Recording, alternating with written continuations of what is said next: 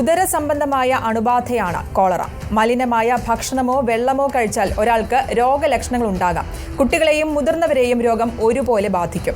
ഓരോ വർഷവും 1 ലക്ഷത്തോളം പേർ കോളറ ബാധിച്ച് മരിക്കുന്നുണ്ടെന്നാണ് കണക്ക്. എന്താണ് കോളറയെന്ന് നോക്കാം.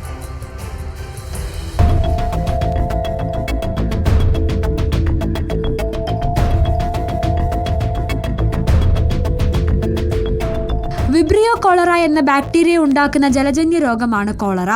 മലിനമായ ജലസ്രോതസ്സുകളിൽ നിന്നും ഭക്ഷണത്തിൽ നിന്നുമാണ് പ്രധാനമായും കോളറ രോഗാണു മനുഷ്യനിലേക്ക് എത്തുന്നത്. കോളറ രോഗിയെ പരിചരിക്കുന്ന വ്യക്തി മലമൂത്ര മാലിന്യങ്ങൾ കൈകാര്യം ചെയ്തതിനു ശേഷം സോപ്പിട്ട് കൈ കഴുകിയില്ലെങ്കിലും രോഗപകർച്ചയുണ്ടാകും.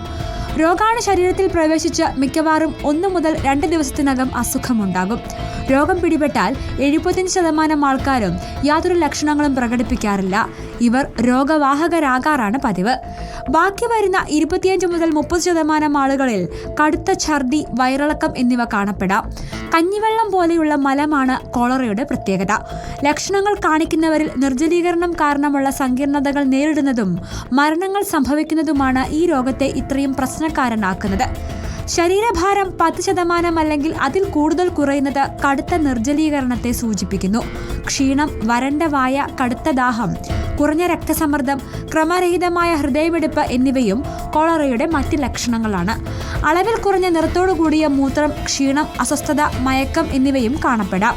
രോഗം തടയാൻ കുടിക്കാനും ഭക്ഷണം പാകം ചെയ്യാനും ശുദ്ധമായ തിളപ്പിച്ചാറ്റിയ വെള്ളം മാത്രമാണ് ഉപയോഗിക്കേണ്ടത്. ഇടയ്ക്കിടെ കിണറിലെ വെള്ളം ക്ലോറിനേറ്റ് ചെയ്യണം. മലമൂത്ര വിസർജനം ശൗചാലയത്തിൽ മാത്രമാക്കണം.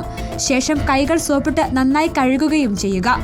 വ്യക്തിശുചിത്വം പാലിക്കലാണ് രോഗം ഒഴിവാക്കാനുള്ള ഏറ്റവും എളുപ്പമായ മാർഗം. Research desk reporter.